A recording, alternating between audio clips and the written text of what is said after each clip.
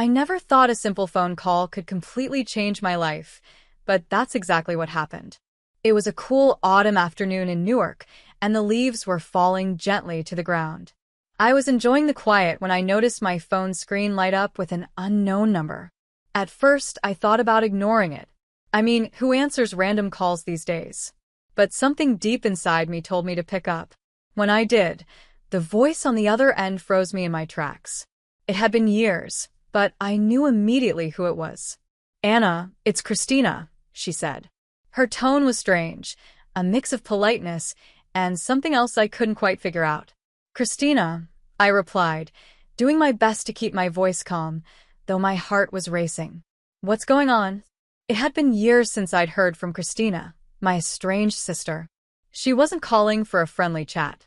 Her next words were a bombshell. "Grandma passed away." I couldn't believe it.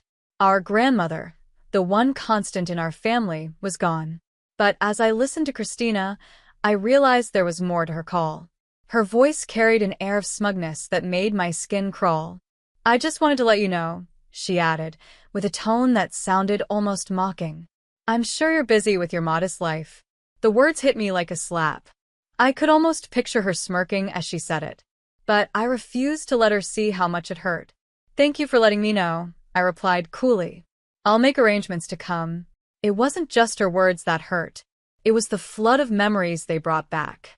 Growing up, Christina was always the golden child. She had our father's favor, his attention, and a natural charm that made life seem so easy for her. I, on the other hand, was the one in her shadow, always trying to prove myself, but never quite measuring up. Our relationship had been strained for years. The final blow came when she betrayed me in the worst possible way. Brian, my ex-fiancé, the man I thought I'd spend my life with, had left me for Christina. She used her charm, her manipulative ways, and stole him right out of my life. It wasn't just a broken engagement.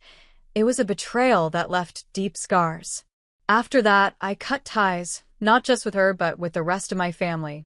Our father, who had always favored Christina, made it clear where his loyalty lay.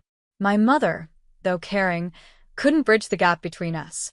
So I built my own life far away from the chaos. I married Arthur, a kind and supportive man who works in tech. Together, we built a cozy, love-filled home in the suburbs. Our daughter, Abigail, is the light of our lives. At 5 years old, she's already an artist in the making, sharing her drawings on her popular YouTube channel. While my life may not be flashy, it's rich in love and happiness. But hearing Christina's voice again reminded me of the pain I had worked so hard to leave behind. This phone call wasn't just news about our grandmother. It was the beginning of a storm I wasn't sure I was ready to face. The call from Christina stirred up a storm of emotions I thought I had left behind. The idea of returning to the family home for our grandmother's funeral made my stomach twist. It had been years since I'd been back, and the memories were a bittersweet mix.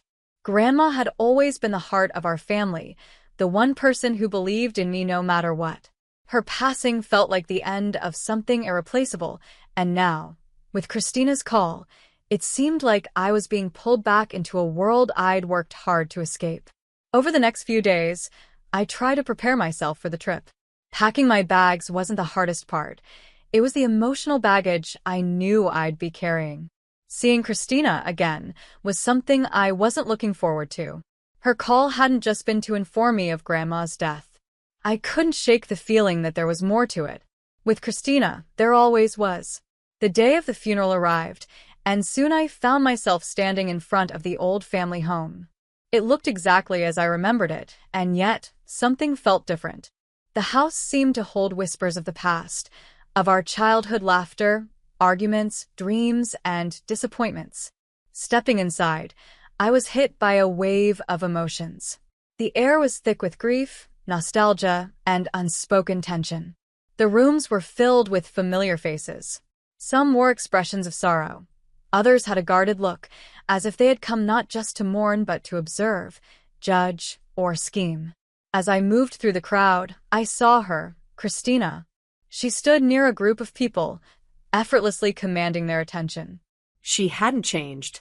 Her charm was still magnetic, and her presence reminded me of the old family dynamics I had tried so hard to escape. I kept my distance at first, unsure of how to approach her, or if I even wanted to. But Christina had other plans. During the ceremony, while people were delivering heartfelt eulogies, she managed to catch me alone. "Anna," she said, smiling in that way she always did, polite but insincere. "It's been a while." I forced a smile. "Yes, it has. How have you been?" "Oh, she said, her voice coated in false sweetness. "Life has been interesting." I could feel the familiar undercurrent in her words, the subtle digs and unspoken rivalry that had never truly disappeared. For a moment, we just stood there, exchanging pleasantries that felt anything but pleasant. It was clear to me then that this wasn't just about saying goodbye to our grandmother. It was about something deeper, about facing the unresolved past. Looking at her, I realized that this reunion wasn't just about mourning. It was about confronting everything I had avoided, the betrayals, the unspoken grievances, and the choices that had shaped who we both had become. Little did I know this was only the beginning. I knew this encounter would bring revelations that could shake everything I thought I knew about my sister and our family. The days leading up to the funeral were tense, filled with emotions I had tried to bury. I kept busy with Arthur, Abigail, and our everyday life, but no matter how much I tried, I couldn't escape the thought of seeing Christina again. It wasn't just her. It was the whole family I had distanced myself from. Memories of the past were creeping in, and they weren't all happy ones. When the day of the funeral finally came, the atmosphere was thick with sadness and unresolved feelings. The family home, with its faded charm, was crowded with relatives and old friends. The house seemed alive, like it was silently watching over us, holding on to the echoes of our childhood, the laughter, the fights, and the secrets we'd hidden within its walls. As I entered the living room, I felt her presence before I saw her. Christina was there, as poised and confident as ever. Her polished appearance only reminded me of the rivalry that had always existed between us. It wasn't long before she made her way over to me, her smile softer this time, but still edged with something I couldn't quite trust. "I've been meaning to catch up," she said, her voice friendly but with a hint of curiosity. "It's been a while since we talked." I forced a polite smile, trying to keep my emotions in check. "Yes, it has. How have you been?" "Oh, Christina said with a dismissive wave of her hand. "Busy but good. I'm sure you've heard from the family how things have been for me." I nodded, though I wasn't entirely sure what she was referring to. The last I had heard, Christina was living a glamorous life in Jacksonville, full of success and luxury. At least, that's how the stories went. But I knew better than to believe everything I heard. With Christina, there was always more beneath the surface.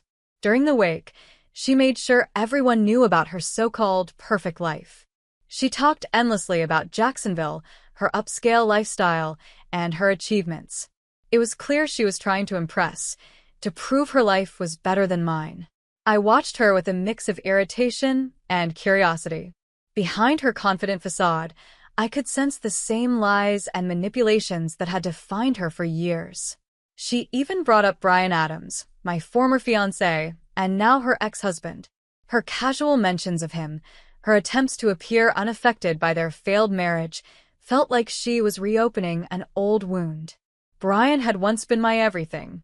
We had plans, dreams, and a future until Christina, with her charm and cunning, took him away.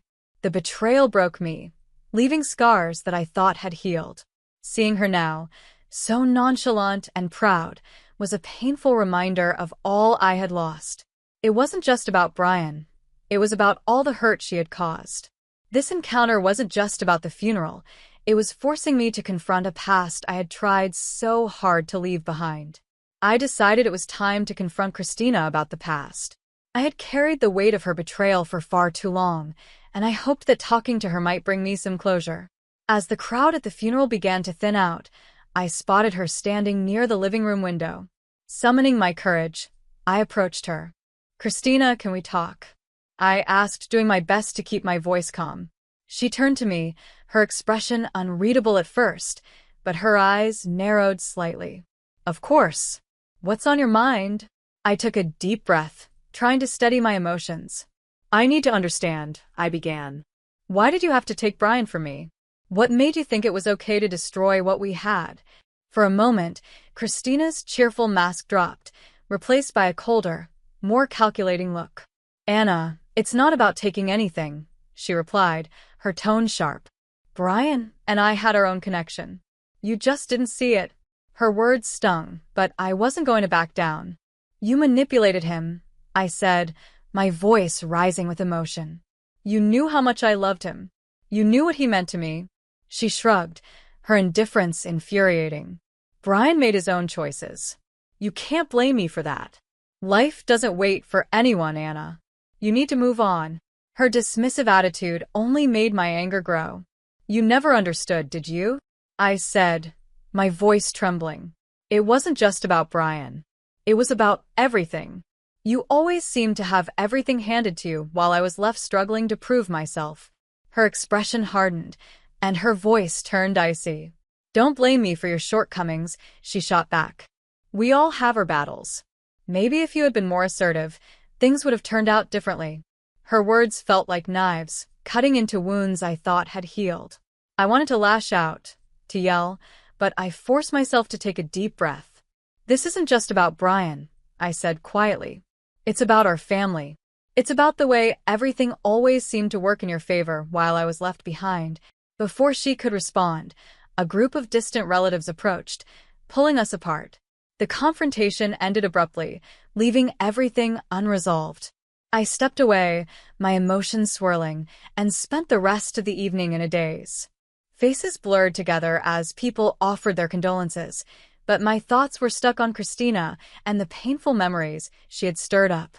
The next day, as the funeral came to a close, I felt a mix of relief and unease. The family dynamics were as complicated as ever, and I couldn't shake the feeling that there was more beneath the surface. Christina's perfect life was starting to show cracks, and I was determined to uncover the truth. I left the funeral with a heavy heart, but a newfound resolve. The confrontation had opened old wounds, but it had also set the stage for deeper revelations. I knew the road ahead wouldn't be easy, but I was ready to face it. The days that followed were quiet, yet unsettling, as I prepared myself for what was to come. I kept replaying my confrontation with Christina in my mind, trying to make sense of it all. No matter how hard I tried, I couldn't shake the feeling that our family's issues were still deeply rooted and unresolved. My mother's apology, though kind, didn't fix the years of distance and pain. It felt more like a bandage on a wound that needed more than just words to heal. During this chaotic time, Arthur and Abigail became my safe haven. Arthur, with his calm and steady presence, never pressured me to talk about what was troubling me. Instead, he simply stayed by my side, offering quiet support. Abigail, with her youthful energy and curiosity, was my light in the darkness. She poured her heart into her YouTube channel, sharing her artwork with the world. Her joy and excitement were contagious and gave me something positive to focus on. But the calm didn't last long. Christina, ever dramatic, took to social media in an attempt to belittle me. Her posts were filled with sarcasm, painting herself as wildly successful while making veiled jabs about my ordinary life. It was frustrating to see her try to make herself look better at my expense, and it hurt to know she was doing this so publicly. That's when Abigail's YouTube channel became an unexpected tool in this battle. One evening, after seeing a particularly cruel post from Christina, I had an idea. Abigail and I decided to make a video, not to directly confront Christina, but to show the happiness and love in our lives. We created a heartfelt video featuring Abigail's art and moments from our family life. While it seemed innocent on the surface, we included subtle references to Christina's lies. It was our way of standing up for ourselves without stooping to her level. The video took off quickly. Viewers flooded the comments, praising Abigail's talent and the warmth of our family. It didn't take long for people to connect the dots, and the tide began to turn. Christina's carefully crafted image started to crack. People began pointing out the inconsistencies in her stories, and her social media posts were filled with criticism. The truth about her manipulations was finally coming to light. As the video went viral, Christina's reputation began to fall apart. The backlash on social media was harsh, and people started questioning the persona she had spent years building. Meanwhile, Brian, her ex-husband, was also struggling. The public attention surrounding their failed marriage and his involvement in this drama affected his professional life. He made a critical mistake at work, which led to him losing his job as a software engineer. The pressure of his personal and professional failures pushed him into a downward spiral. For Christina, the strain became too much to handle. Her perfect facade was crumbling, and with it, her sense of control. The fallout from this battle was far from over, and it was clear that the choices we made now would shape the future for everyone involved. Christina filed for divorce, cutting her final ties with Brian. Their son, Gabriel, became an innocent victim of their turmoil. With Christina's unstable situation, Gabriel was placed in a care facility, a far cry from the privileged life Christina had once proudly shown off. The cracks in the family's dynamics grew wider, forcing everyone to face the consequences of past actions. Amidst the upheaval, my mother approached me. She had always been more sympathetic toward Christina, but now she stood before me with tears in her eyes and an apology on her lips. "I'm sorry, Anna," she said, her voice trembling, "for everything. We should have treated you better. I see now how much pain we caused." Her words, though genuine, didn't erase the years of hurt. Still, I appreciated her honesty. It was a step forward, but healing would take time. I decided to keep our relationship polite but distant, focusing instead on what truly mattered, my own family's happiness and peace. With all the drama swirling around us, Arthur and I decided we needed a break. We planned a trip to an amusement park for Abigail, a day to escape the chaos and reconnect as a family. It turned out to be exactly what we needed. Abigail's laughter filled the air as she raced from ride to ride, her joy infectious. Arthur and I held hands, enjoying the simple moments that reminded us why our little family was so strong. The outing gave us a chance to step away from the shadows of the past and focus on the light of the present. Watching Abigail's excitement and feeling the warmth of Arthur's presence, I realized how far we'd come. This was our life, a life built on love, trust, and support. It wasn't perfect, but it was ours, and that was enough. As the weeks passed after our trip, a sense of calm began to settle over us. The chaos that had once shaken my world was fading, and I could feel a new balance taking hold. Christina's downfall was harsh, but inevitable. Her constant need to prove herself, her envy, and her manipulative actions had finally caught up with her. The divorce, the loss of her son's care, and her crumbling reputation were painful consequences of the choices she had made. Brian, too, was facing his own struggles.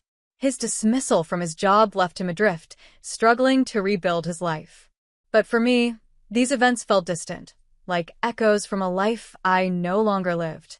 My focus had shifted entirely to my family and the contentment we had found together. Through everything, I learned a powerful lesson.